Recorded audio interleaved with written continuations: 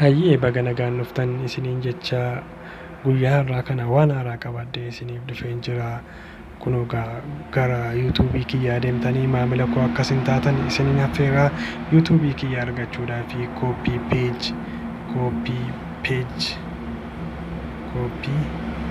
peej Oromoo kan jedhu cuqaasuudhaan ana argattu isiniin jedha. Koppii peej Oromoo kan jedhu kunoo bifa kanaan wantoota haaraa waan baay'ee hojjedheen jira.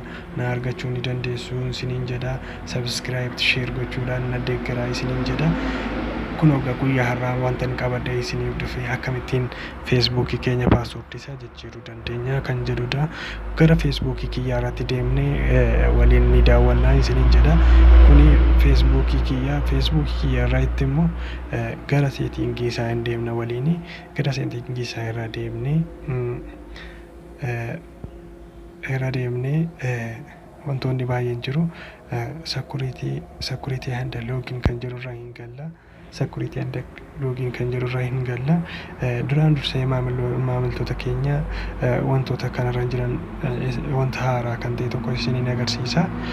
Seymour kan jedhu kun isheen kun jechaadha.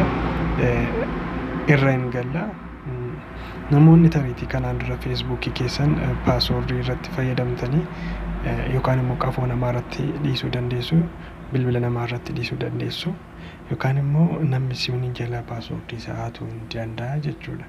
Kanaafiyyuu jara jalaa akka itti baastanu tariitii bilbila biraan takka fayyadamee hin beeku. Bilbila biraa warroota tariisin jalaa fayyadamanii jiran yoo jiraate diivaayiziin kun kan maqaa biraatiin dhufuu danda'a. Kan koo bilbilli kun hundi isaa kan kooti. Tariitii kun androidii kana tarii kan koo miti nama biraarraatiin tinaa hidhamee jira. Kanaafiyyuu asirra galuudhaan loogaawut gochuu ni dandeessu.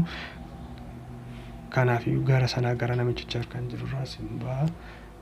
Asitti deebi'uudhaanii gara boodaatti deebi'uudhaan paaswoordii keenya immoo akkamitti jijjiiruu dandeenya kan jirudhaa fi paaswoordii keenya kan kanaan dura itti fayyadamaa jiru paaswoordii keenya ni gashinaa jechaadha. Eddaa galshinee booda paaswoordii haaraa gashuu barbaanne immoo niw paaswoord kan jiru irratti ni gashinaa jechaadha. Ammas immoo deebisnee ritaayip niw paaswoord kan jiru irratti immoo deebisnee ammas immoo paaswoordii ni gashinaa jechaadha. Paaswoordii haaraa gashuu barbaanne irra deebinee lammaffaa hin gashinaa. Kana achiin deebinee immoo seevd hin goona.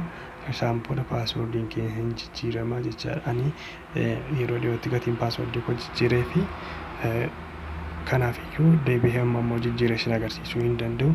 Jijjiiraa ilaalaa rakkoo hin qabu. Wanti nama mudatu tokko illee hin jiru gati ta'eef rakkoo hin qabu. Maamiltoota keenya guyyaa irraa barumsa kana isinii qabadhee dhufee na waliin ta'aa na deeggaraa isiniin jedhaa. Baay'een isin jaalladhaa. Jaalala guddaan isiniif qaba. Kanaafiyyuu nagaan koo isiniif baay'atu bakkuma jirtanitti nagaattiin isin